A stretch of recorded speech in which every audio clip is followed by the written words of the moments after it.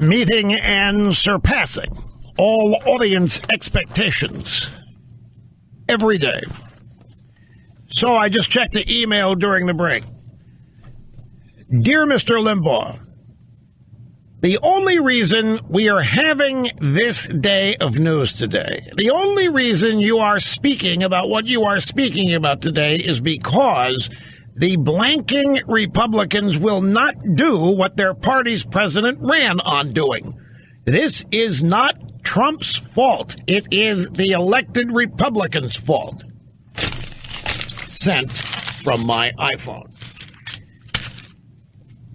I suspect that that's a popular sentiment out there. Now, CNN is having the biggest time today. I've been watching them. They're over here in maybe like a 13-inch monitor over here to my right. It's like a 16 by 9 letterbox. Everybody's squeeze-zoomed. Like they all look short and fat. It's a perfect picture for CNN. The guests, too. But they just having the best time because their graphic on the screen all the time is Trump base explodes over hints of Dreamer deal, meaning you are exploding out there. You people are near the end. You've had as much as you can handle. And here is arguably what they're using to say that. It's Steve King, congressman from Ohio. He was on CNN today with Allison Camerata.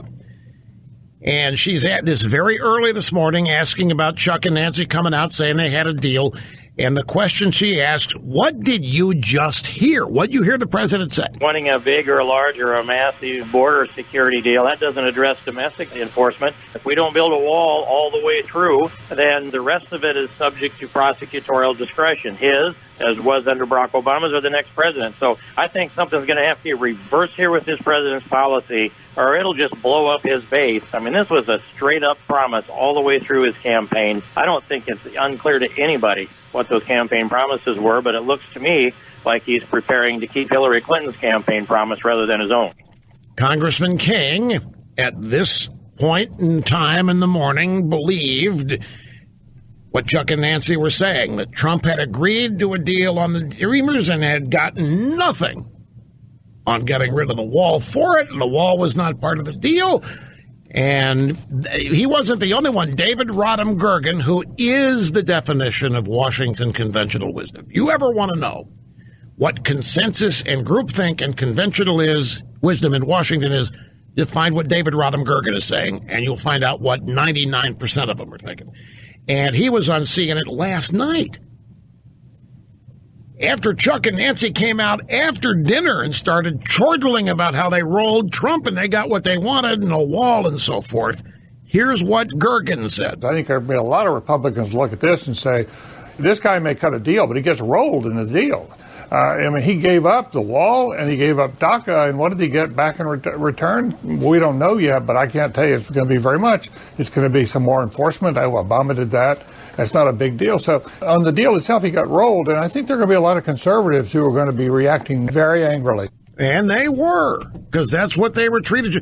Chuck and Nancy come out last night. Trump gave us the Dreamers, and there's no wall. We told him he could take his wall and put it where the sun don't shine. He agreed. Then AP runs their story, says Steve King says, this is not what he said he was going to do. This is Hillary Clinton's promise. And Gergen comes out there and says he got rolled. So that's what everybody woke up to.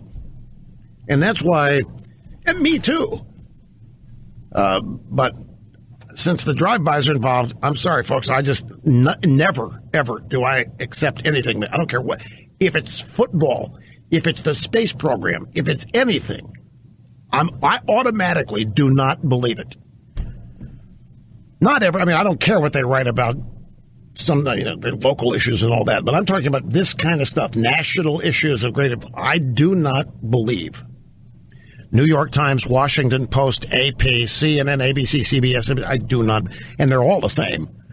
If you miss one of those, it doesn't matter. You miss ABC, watch NBC. It'll be the same thing. If you miss the Washington Post, go to the New York Times. It'll be the same thing. No. I'm not saying Trump voters are a cult at all. I'm saying the attitude of implicit trust People don't trust politicians like that, and yet a lot of people will profess blanket trust for Trump. And inside the Beltway, that's foreign behavior. They don't understand that. They don't understand that kind. I mean, they had that kind of faith in Obama, and they had that kind of faith in Bill Clinton. But people having it in Trump, since they think Trump is a bumpkin to begin with, that anybody who has blind faith in Trump's got to be an even bigger bumpkin. But I'm not the one calling Trumpists the equivalent of a cult. The drive-by, some of them do as a means of not having to deal with you seriously. There's also something else that is not a big deal, but it's quite noticeable and obvious to me. And it's a little hypocritical and it's a little contradictory.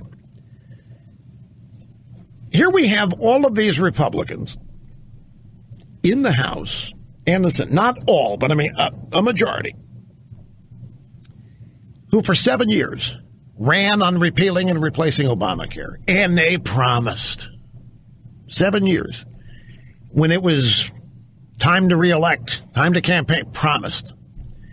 A promise to get rid of it. They even passed legislation. They voted in the House and Senate for legislation to repeal Obamacare, and it got sent to the White House, and Obama vetoed it. They knew he would veto it, but they passed it. They passed it multiple times, more than 3 times, and they sent it up to Obama, and it got repealed, or it got vetoed. Now they run the House, they run the Senate, and they can't come up with a bill. Isn't it amazing? They can't come up with a bill. After 7 years of promising, after 7 years of actually succeeding in writing bills, now they can't come up with it. So they haven't kept that promise. They've had opportunity upon opportunity upon opportunity. They've had all kinds of opportunities since January 21st to keep that promise. And now they don't want to be held accountable on that. They're asking, no. They get very defensive when you point all this out to them. But look at a mere suggestion in the drive-by media, fed by a couple of Democrat hacks, that Trump's not going to build a wall. And those same people go into hysterics and start experiencing outrage that Trump is breaking a promise. And I find it a little curious. They fall for a story that makes it look like Trump is going to break a promise or has broken a promise, and they're outraged. That's the end of Trump. Why? That's the end of Trump's base. Trump is going to abandon it. And yet, they, 7 times, all these promises to repeal and replace Obamacare, and they don't expect to be held accountable to it. I find it's typical of inside the Beltway or swamp behavior. In other words, Trump has no latitude and no leeway, and apparently there are not a whole lot of people there that have confidence. They are willing, apparently, to believe that Trump's been lying to them all along. While, if you want to characterize it this way, how many years have they been lying to voters about their intentions on repealing and replacing Obamacare?